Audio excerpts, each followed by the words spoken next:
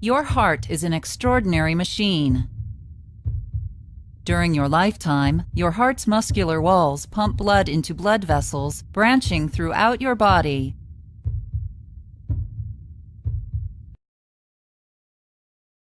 Your heart has 4 chambers.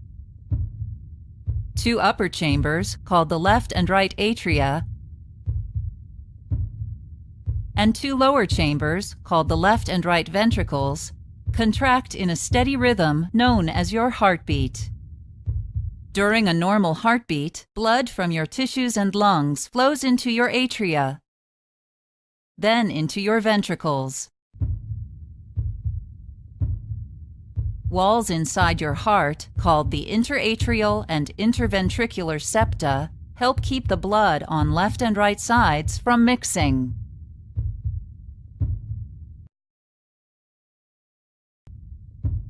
Two valves sit like doors between your atria and ventricles to prevent blood from flowing backward into your atria.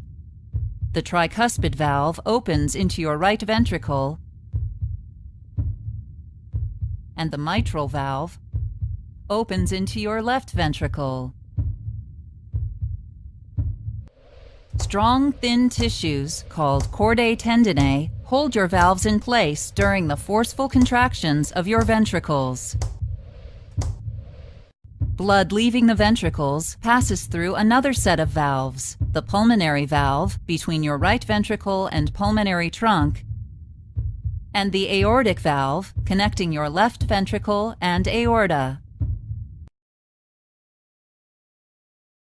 In order to pump blood more efficiently, your heart muscle, called myocardium, is arranged in a unique pattern. 3 layers of myocardium wrap around the lower part of your heart. They twist and tighten in different directions to push blood through your heart. When special cells, called pacemaker cells, generate electrical signals inside your heart,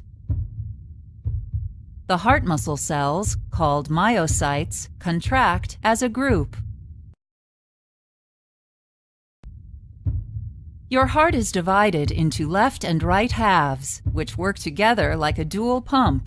On the right side of your heart, deoxygenated blood from your body's tissues flows through large veins, called the superior and inferior vena cava, into your right atrium.